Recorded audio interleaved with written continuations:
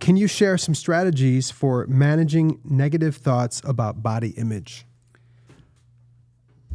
It's difficult because everybody looks at it a different way. Me personally, I don't allow myself to look in mirrors when I'm out and about because the reality is those mirrors have distorted whether you're 5 feet away, 10 feet away, 2 feet. I don't buy clothes that I gotta fit in. Those are some things people do. You know, I always hear people say, well, you know, I got my summer jeans, or I got to get my bikini body, or my body for the summer men. It's interesting how things are in that respect. I think that you have to learn to take care of yourself, do some physical exercise, know that it's okay, and realize that when you eat a meal, you know, many people eat to get full rather than eat to stay healthy, if that makes sense.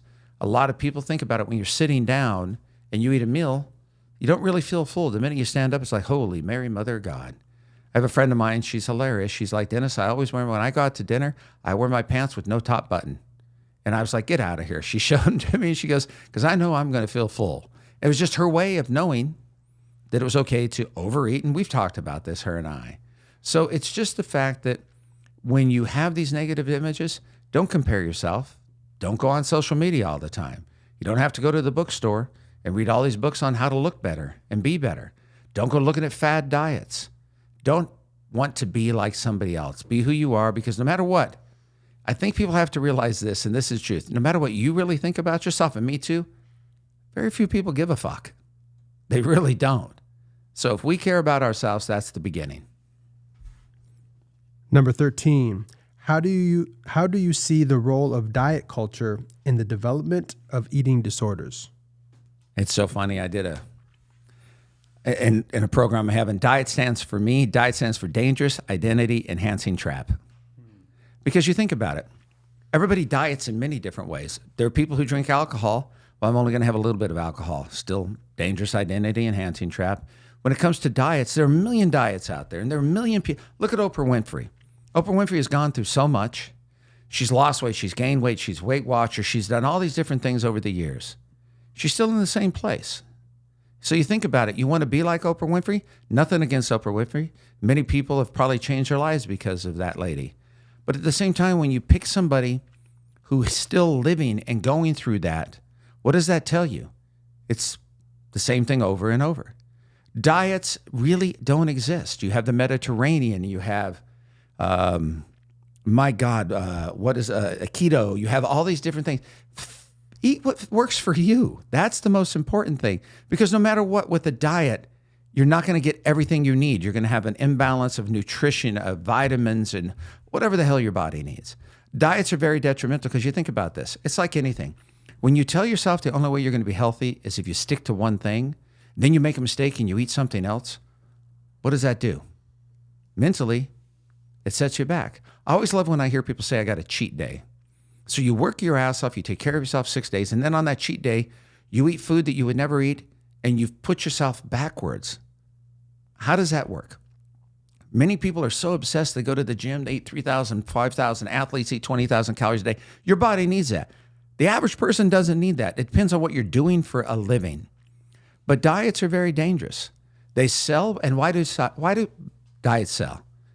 2 reasons. It's like self-help books. People want somebody else to tell them how to live their life. And then if it doesn't work, they've got somebody to blame. But when you get yourself in a situation to where it's your identity, I eat a certain way. I have many times I got to dinner, people are like, oh, just protein? Oh, just this? I'm like, no, I like it. Don't bother me. Let me enjoy my damn scrambled eggs. Let me enjoy a hamburger patty with some onions. People always look at other. I will never comment on what somebody else eats. I just want you to eat. I don't give a shit if it's a lot or a little. But it definitely becomes a trap, and you have it as an identity. How'd you lose weight? Well, I went on the Atkins diet. How'd you lose weight? Well, I went eating 10 pounds of bacon a day. Really? Many diets will affect you internally more than you'll ever know. 14. What advice do you have for people who feel pressured by societal beauty standards? Well, why do you feel pressured? I'd ask myself. Is there something that you feel is lacking in you? Do you feel that you need to look like somebody else, be like somebody else, act like somebody else, have what somebody else has?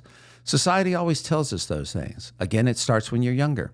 A good support system, family values when it comes to body image, when it comes to food, when it comes to exercise, taking care of yourself. That's a difficult one because the easiest thing to do is look at other people and wish that you were them.